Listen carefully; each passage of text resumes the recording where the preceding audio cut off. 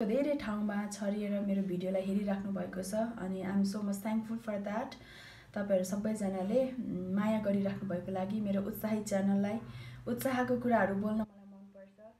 अनि हजुरहरूको बीचमा जति मैले उत्साहको कुराहरू बोले अनि मेरो जीवनमा पनि म आफैले पनि त्यति नै धेरै उत्साहहरू पाइराखेकी हुन्छु अनि अझै धेरै अगाडि बढ्ने जीवनमा अगाडि बढ्ने प्रेरणा मिलिरहेको छ मलाई तपाईको बीचमा यसरी धेरै मेरो आफ्नो लर्निङ्स हैन मेरो भोगाइहरू तपाईको बीचमा बाँड्न पाउँदाखेरि। अनि आज पनि मैले हामी मान्छे जातिले आफ्नो आँखालाई कानलाई अनि मुखलाई है आँखालाई कानलाई अनि मुखलाई कसरी तालिम दिने भन्ने विषयमा थोरै उत्साहको गफ फेरि गर्न मन लाग्यो अनि त्यही भएर मैले यो भिडियो तयार गरेको छु। आशा गर्छु तपाईहरुले यो भिडियोलाई हेरेर अनि केही प्रतिक्रियाहरू आफुलाई लागेको कुराहरू तपाईहरुले पनि कमेन्ट बक्समा चाहिँ शेयर गर्न सक्नुहुन्छ है त। हामी मान्छेको शरीर चाहिँ एकदमै इम्पोर्टेन्ट पार्ट हो। मान्छेको शरीरमा आँखा कान मुख सबै शरीर हाम्रो बनावट एकदमै महत्त्वपूर्ण छ, जटिल छ सबै हैन। सबै शरीरको पार्टहरू चाहिँ आफ्नो आफ्नो ठाउँमा सबैको बेग्ला बेग्लै आफ्नै महत्त्व त छँदैछ नै, तर विशेष गरेर हाम्रो दैनिक जीवनमा एकदमै चलायमान रहने हैन, दैनिक जीवन भन्दा 24 घण्टा चलायमान रहने हाम्रो अब इन्टरनल अर्गन्सहरू त छँदैछ नै, तर बाहिर हाम्रो जति पनि सामाजिक गतिविधिलाई चलायमान गरिराख्ने हाम्रो बडीलाई चलायमान गरिराख्ने कुराहरू भनेको चाहिँ यिनै हाम्रो सेन्सहरू आँखा कान अनि मुख है। यो चाहिँ यसले नै हाम्रो जीवनको सामाजिक जीवन अनि त्यसपछि हाम्रो व्यक्तिगत जीवन हाम्रो अरू व्यक्तिहरूसँगको सम्बन्धको जीवनलाई चाहिँ डिटरमाइन चाहिँ यसले गर्छ है। अनि त्यही भएर आजको यो topic how to train our ears and mouth and eyes, यो तीनटा कुराको विषयमा चाहिँ चर्चा गर्न गइराखेको छु। अनि हामीहरूको भनाइ र सुनाइ हैन, हामी चाहिँ के भन्छौँ के हेर्छौँ अनि के सुन्छौँ चाहिँ एकदमै महत्त्वपूर्ण कुरा छ। अनि यसै बीचमा चाहिँ म सबभन्दा सुरुमा चाहिँ बाइबलकै पद हैन, बाइबलमै भन्छ सबै कुरा छ यसमा, यही कुरा खोज्यो भने यही कुरा यसैमा भएको कुराहरूले नै हामीलाई धेरै कुराहरूको ज्ञान बुद्धि दिन्छ है। त्यही भएर बाइबलको यो 17 हितोपदेश 17 अध्यायको 4 पदमा चाहिँ के भन्दो रहेछ भने दुष्ट मानिस खराबी सुन्छ, फटाहाले डाही जिब्रोको कुरातिर ध्यान दिन्छ। फेरि एकचोटि पढेँ है त मैले यसलाई, दुष्ट मानिस खराबी कुरा सुन्छ, फटाहाले डाही जिब्रोको कुरातिर ध्यान दिन्छ। अब यसमा यो हितोपदेश 17 को 4 पदले चाहिँ आफ्नो क्यारेक्टरलाई बताउँछ है। हामी आफैले यो पद पढ्दैछौँ भने चाहिँ हाम्रो जीवनको चरित्र कस्तो छ त, म कस्तो चरित्र भएको मान्छे हो त भन्ने कुरा है। मेरो आँखा कान र मुखले चाहिँ कस्तो चरित्र भएको मान्छेको कुरा सुन्न मन पराउँदो रहेछ, म बोल्न मन पराउँदो रहेछु भन्ने कुरा चाहिँ यसबाट हामी थाहा गर्छौँ। के रहेछ त, खराबी चाहिँ कसले सुन्दो रहेछ, त्यो हुन्छ नि हो फलाना ठाउँमा यो भयो रे, त्यहाँ भत्काए रे, अरूको कहाँनिर के भयो रे, त्यो नकारात्मक कुराहरू होइन। खराबी कुरा चाहिँ कसले सुन्दो रहेछ, दुष्ट मानिसले होइन। दुष्ट मानिस जो दुष्ट छ एकदमै खराब कुराहरू सुन्न मन पराउँदो रहेछ। अनि डाही जिब्रोको कुरातिर चाहिँ कसले ध्यान दिँदो रहेछ, फटाहाले होइन। कसले के बोल्यो होइन, कुन चाहिँले नराम्रो कुरा बोल्यो, कसले कसको बारेमा आलोचना गर्यो, कुन चाहिँ नेताले कुन चाहिँ नेताको बारेमा चाहिँ क्रिटिसाइज गर्यो भन्ने कुरा चाहिँ कस्तो मान्छेले सुन्दो रहेछ, फटाहा मान्छेले। किन फटाहा मान्छेलाई त सत्य कुरा मन पर्दैन नि त हैन, जे हो त्यही बोल्न पनि मन पर्दैन। त्यसै कारणले गर्दाखेरि बाइबल इज सो क्लियर हैन, परमेश्वरको वचन चाहिँ एकदमै क्लियर छ। अनि के अरे हामी यदि दुष्ट छौँ भने के गर्दो रहेछ, खराब कुराहरू सुन्दो रहेछौँ। हामी फटाहा छौँ भने त्यस्तै फटाइ कुराहरू, डाही जिब्रो भन्छ नि होइन, एकदम अर्काको डाहा बोल्ने भन्छ नि। कुनै कुरा मान्छेले फ्याट्ट बोलेको सुन्नुहुन्छ, जुन कुरा चाहिँ तपाईँको मनमै हुँदैन, तर त्यो कुरा कोही मान्छेले फ्याट्ट बोल्यो भने के हो त, त्यो मान्छेले चाहिँ डाहाको कुराहरू पनि बोलेको हुन सक्दो रहेछ नि त होइन। त्यही भएर हाम्रो यो कानले दिनदिनको जीवनमा कस्तो कुराहरू सुन्छौँ, हामी धेरै परमेश्वरको वचनहरू सुन्छौँ कि होइन, एकअर्कालाई उत्साह दिने कुराहरू सुन्छौँ कि, अनि एकअर्कालाई एक स्टेप भए पनि माथि लैजान सक्ने कुराहरू सुन्छौँ कि हामी चाहिँ कसरी हुन्छ त्यसलाई तल झार्न पाए, त्यो यसरी अगाडि बढ्यो होइन। समाजमा त्यस्तै कुराहरू हामी दिनदिनै सुन्छौँ भने चाहिँ हामी पनि दुष्टको क्याटेगोरीभित्र पर्छौँ है। अनि हाम्रो जिब्रोले कसरी बोल्छौँ, हाम्रो जिब्रो, एकजना व्यक्तिको भनाइ मैले सुनेको, उहाँले के भन्नुभएको भने मलाई बोल्नको लागि चाहिँ 2 वर्ष लाग्यो अरे। हामी जन्मेपछि लगभग 2 वर्ष, कतिले त छिट्टै पनि बोल्नुहुन्छ, कति नानी बाबुहरूले, कसैले ढिला बोल्छ होइन, त्यो बच्चाहरूको विकासको कुरामा भर पर्छ। जन्मेपछि 2 वर्ष बोल्न लाग्यो अरे, तर त्यो बोल्ने कुरालाई चाहिँ मैले कसरी कन्ट्रोल गर्ने भनेर सिक्नलाई चाहिँ 60 वर्ष लाग्यो अरे।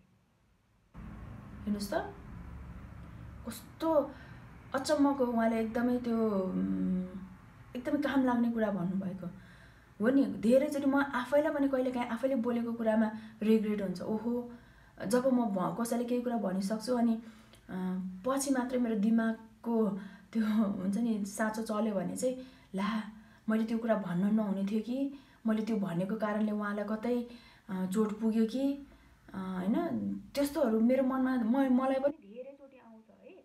अनि त्यो व्यक्तिले भन्नुभएको कुरा पनि एकदमै ठिक, सही होइन। हामीलाई जन्मेपछि बोल्नलाई 2 वर्ष लाग्न सक्ला, तर हामीलाई कसरी बोल्ने, अरू मान्छेसँग बोल्दाखेरि कुन चाहिँ तरिकाले बोल्ने होइन, अब कस्तो खालको मान्छेसँग म कुन चाहिँ वेमा कुरा गर्दाखेरि हुन्छ भन्ने कुराहरू सिक्नको लागि चाहिँ हामीले दिनदिनै तालिम दिनुपर्छ। अनि तालिम चाहिँ यही परमेश्वरकै वचनबाट मात्रै तालिम मिल्छ, अरू कुराबाट चाहिँ मिल्दैन हामीलाई। हामी जस्तै न्युज पेपर पढौँ होइन, CNN के BBC सबै न्युज पढौँ, तर त्यसले हाम्रो जिब्रो र कानलाई, आँखालाई चाहिँ तालिम दिँदैन। हामीलाई तालिम दिने भनेको चाहिँ परमेश्वरको वचन मात्रै हो। अनि यसबाट चाहिँ हामीले दिनदिनै तालिम लिन सिक्नुपर्छ। बोल्नलाई हामीले कसरी हाम्रो जिब्रोलाई तालिम दिने होइन, त्यो कुराहरू। त्यस्तै हितोपदेशकै 23:12 यस्तो अर्को पनि भन्छ है, हाम्रो जिब्रोहरूलाई, हाम्रो कानहरूलाई गर्नको लागि चाहिँ के भन्छ भने हाम्रो हृदयको बारेमा पनि भन्छ।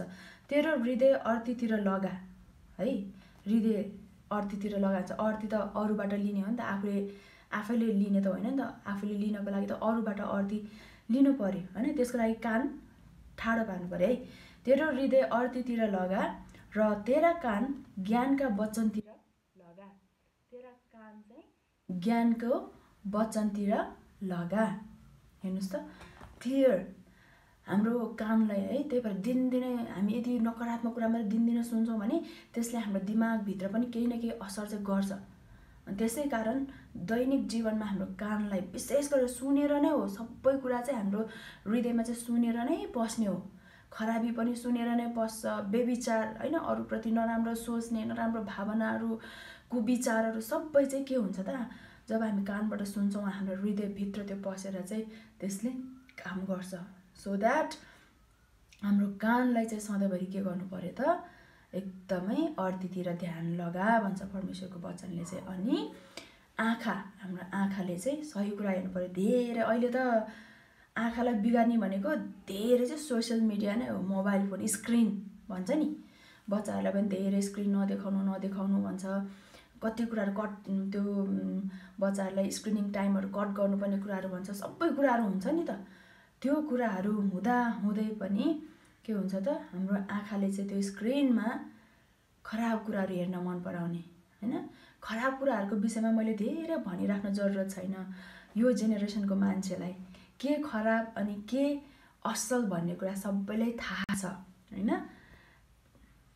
त्यसै कारणले गर्दाखेरि असल कुराको लागि हाम्रो आँखाहरूलाई पनि तालिम दिउँ अनि हाम्रो ओठ जिब्रोलाई पनि असल कुरा बोल्नको लागि असल कुरा सुनेर असल कुरा हेरेर अनि मुखबाट असलै कुरा बोल्यौँ भने जीवनमा हाम्रो मानव समाजमा असल कुरा नै हुन्छ हैन। हामी व्यक्तिले नै खराब कुरा हेर्छौँ, खराब कुरा सुन्छौँ अनि त्यही सुनेको कुरा अरूलाई खराबी बोल्छौँ अनि कसरी हाम्रो समाज असल हुन्छ भने हामी भन्न सक्छौँ त सक्दैनौँ नि।